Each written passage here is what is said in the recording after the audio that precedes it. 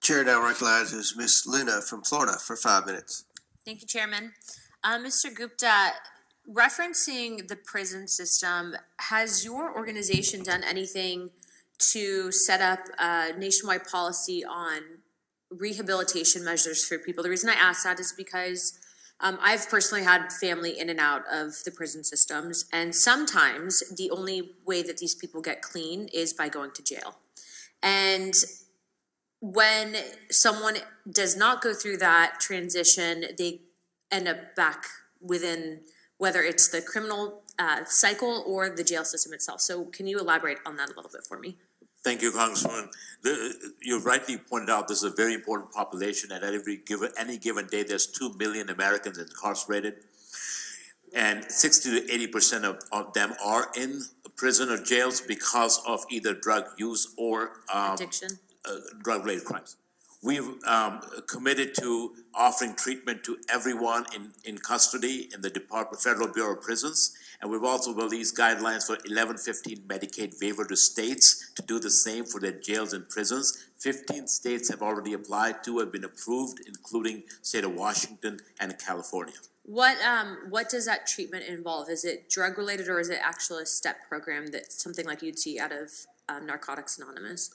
So these waiver applications can state what they want to be. They can state if they want state prisons or jails or both. They can state what details they want, but 90 days before release, they will have that treatment ready to go, and then they will have a continuity of care into the community, which is a really important step, which gets lost. So just to be clear, so there's a system that's offered within the jail system, a rehab that they can go through, and then is that considered part of their releasing for sentencing? If they continue the program, are they given more lenient sentence? How does that work? So that might be a drug court program, which we also support. We also support diversion or deflection programs. That's the entire arc of the criminal justice system.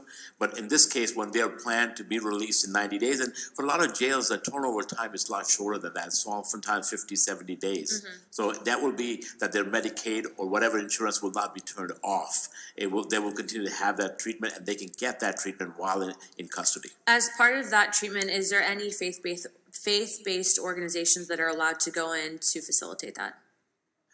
I think at this point I can get the details for you, but it's going to be the states that are going to have to propose that to CMS. Okay. The next question I had was to follow up on one of my colleagues from across the aisle over there. I heard you answer on China being uncooperative with basically stopping some of the initial, I guess, chemicals for fentanyl production.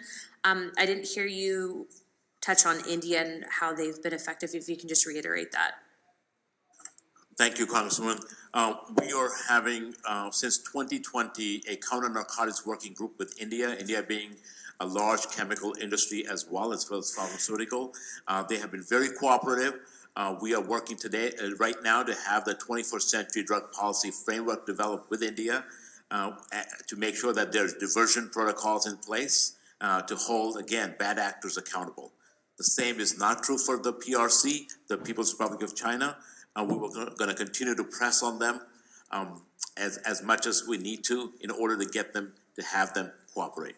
Okay, and then just to ask for my own clarification, you had mentioned that the Biden administration basically gave some form of forgiveness for those who were in possession of marijuana. Is that backdated, or when is that effective as of date-wise? That was last fall, and for all those in federal custody.